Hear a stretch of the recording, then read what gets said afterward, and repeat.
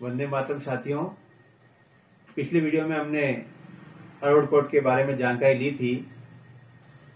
आज हम बात करेंगे खत्रिय जाति के विस्तार और विभाजन के बारे में। हमने देखा था कि खत्रिय जाति जो है सप्त सैंधव यानी पंजाब, सिंध, कश्मीर, हिमाचल, अफगानिस्तान तक के एरिया को कवर करती है। वहीं से पूरे भारत में फैली और फैलते समय जब आज के तारीख में हम देखते हैं तो हमें भिन्न भिन्न नाम मिलते हैं भिन्न भिन्न वर्गों के। इस इतिहास को समझने में हमें राय बहादुर अमीचंद जी, फिर मोतीलाल जी सेठ, जिनका साहित्य वैसे तो उर्दू में है जो कि उस समय की भाषा थी, और उसमें के जो आर्टिकल थे उनसे जानकारी मिलती है कि ये जो खत्रिय समाज है इसका जो विस्तार हुआ, मूल उसके पीछे आधार था भारत पे हुए हमले। 1712 में मोहम्मद बिन कासिम का अटैक हुआ, उसके बाद महमूद गजनवी का हुआ, गौरी का हुआ, और एक बार नहीं 17 बार महमूद गजनवी ने आक्रमण किया। उनका उद्देश्य केवल धन लूटना था। जितना वो सोना गोल्ड भारत से ले जा सकते थे उन्होंने पूरा प्रयास किया कि ले जाएं, लेकिन इतनी उथल पुथल में एक बड़े वर्ग को जो है विस्थापित होना पड़ा। दूसरा आधार क्या था कि आखिर विस्थापित क्यों हुए? इसका कारण था कि भारत में बौद्ध धर्म का प्रभाव, बौद्ध मत में अहिंसा को जो है प्रमुखता दी गई थी। यहाँ तक कि सम्राट अशोक ने अपने पुत्र और पुत्री को भी बौद्ध धर्म के प्रचार के लिए भारत से बाहर भेज दिया था। तो जब मोहम्मद बिन कासिम का अटैक हुआ तो जो बौद्ध मत को मानने वाले लोग थे उन्होंने उनको विरोध नहीं किया, रास्ता दे दिया आने का, और परिणाम ये रहा कि बहुत अधिक संख्या में लोग मारे गए। आज जब इस इतिहास की बात कर रहे हैं तो 3 महापुरुषों को हम विनम्र श्रद्धांजलि देंगे। पहले हरित ऋषि, जिन्होंने बप्पा रावल को तैयार किया और जिनके फलस्वरूप बप्पा रावल ने अरब की सेना को अरब तक पहुंचा दिया और 300 वर्षों तक भारत पर कोई आक्रमण नहीं हो पाया। दूसरा हम याद करेंगे शंकराचार्य जी को।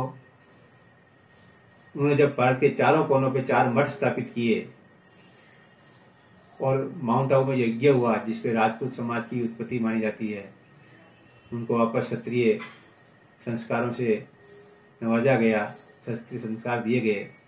चाणक्य ने चंद्रगुप्त को तैयार किया। फलस्वरूप आज ईरान, इराक जैसे हमारे हालात नहीं हुए और भारत की सभ्यता और संस्कृति जीवित रही। परंतु खत्रिय जाति के जो लोग अपने क्षेत्र से निकले, जब वो राजस्थान में आए तो राजस्थानी खत्रियवाड़ा कहलाया, गुजरात में तो गुजरात का कल्चर उन्होंने अपना लिया, और यहाँ तक कि जो वहां पे मौजूद थे जिन्होंने इस्लाम को स्वीकार किया वो आज भी अपने आप को मुस्लिम खत्री कहते हैं और सूफी सिद्धांतों को मानते हैं। कट्टरपंथ उनमें कम है लेकिन उनके नाम के साथ अपने साथ खत्री लगाते हैं। वो हमारे ही समाज से निकले हुए बंधु हैं। दूसरा जो विभाजन है पंजा जाति का, 6 जाति का, 12 जाति का, 52 जाति का, इसके पीछे क्या आधार है? इसके पीछे आधार है भारत की वैज्ञानिक सोच। प्राचीन भारत जो है महाजनपदों में बटा था और इन महाजनपदों में कठ, सांखल जैसे जनपद थे, वहां गणतंत्र का सिद्धांत था। प्रजातांत्रिक पद्धति से चुनाव होता था और मुखिया का चुनाव होता था, और ऐसा ही खत्रिय जाति के इन दड़ों में होता था। जो पंजा जाति है, 6 जाति है, 12 जाति है, 52 जाति है, उतनी जातियों का समूह था। उसी के पद्धति को चुनाव वो किसी भी विषय पर विचार विमर्श के लिए करते थे। ऐसा ही हम देखें कि दिलवाली खत्रिय समाज, तो 1546 में हमें पहला उल्लेख मिलता है मथुरा और अपने हरिद्वार के पंडों की बहियों के अंदर कि दिलवाली जो है दिलवाल क्षेत्र के ये खत्री हैं, जो कि उत्तर पश्चिमी प्रांत का एक स्थान है। ऐसे ही भाटिया खत्री जो हैं पटनेर से संबंध रखते हैं, उस इलाके विशेष के हैं, क्षेत्र विशेष के, इसलिए हमने भाटिया खत्री बोलते हैं। सूरी खत्री हैं वो सूर्यवंशी हैं। जो सुरीन है वो भी सूर्यवंशी कहलाते हैं, इसीलिए उन्हें सुरीन कहा जाता है या सरीन कहा जाता है। तो खत्रियों का विभाजन जो है क्षेत्र के आधार पर हुआ। जिस क्षेत्र में वो गए वहां पर वो उस कल्चर को भी उन्होंने अपनाया और अपनी पुरानी परंपरा को ध्यान रखा। जैसे लोहाना खत्रिय हम कहते हैं, तो लोहाना खत्रिय लाहौर से निकले, पूरे भारत में फैले, लेकिन हमारे बुजुर्गों ने अपने उस सिद्धांत को याद रखा। फिर खत्रिय समाज में पहचान के लिए चूड़े का भी एक आधार है। लाल रंग का चूड़ा पहनते हैं विवाह के समय, या सफेद रंग का पहनते हैं। वो भी क्षेत्र का परिचायक है कि कौन उत्तर से आया, कौन दक्षिण से आया। ऐसा ही विभाजन साथियों हम देखते हैं। खत्रिय समाज का एक समूह है ब्रह्म खत्री। अब बहुत से इतिहासकार जो वर्तमान में वामपंथी इतिहासकार हैं, वे ब्रिटिश साम्राज्य से जुड़े लोग थे, वो ब्रह्म खत्री का संबंध ब्राह्मण से लगा लेते हैं। उदाहरण के लिए राजा दाहिर सेन के लिए भी ब्राह्मण राजा लिखा गया है, जबकि ऐसा नहीं है।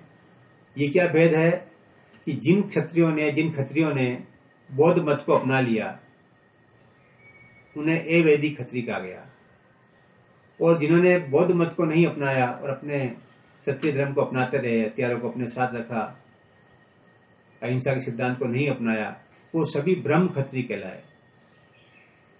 इसीलिए कई पुस्तकों में इसे वैदिक और अवैदिक भी कह दिया गया। वैदिक और अवैदिक का मतलब ही इतना ही है कि अहिंसा के सिद्धांत को न अपना करके जिन्होंने अपने क्षत्रिय धर्म को अपनाए रखा, तो वैदिक कहलाए।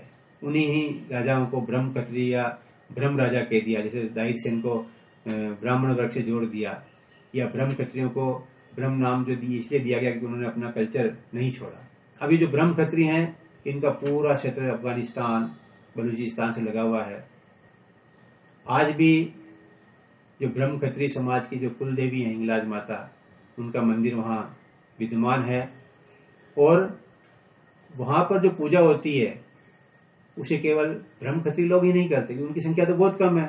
सभी लोग आ गए, जहाँ पहुंच गए वहीं उन्होंने अपने मंदिर बना लिए। तो वहाँ जो मुस्लिम समुदाय है वो उसकी पूजा करता है, वो उसको हज का एक केंद्र मानता है, और नानी का हज के नाम से वो क्षेत्र प्रसिद्ध है हिंगलाज माता का।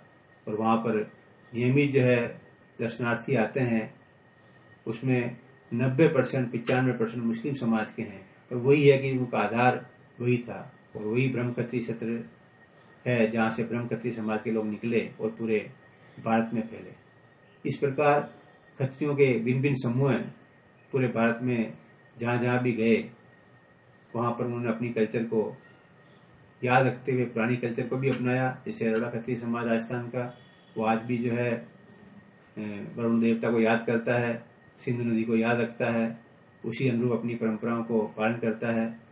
तो ये तो था साथियों अपने खत्री जाति का विभाजन और विस्तार। अगले वीडियो में हम महर्षि कश्यप के बारे में बात करेंगे। बहुत ही रोचक जानकारी होगी। धन्यवाद।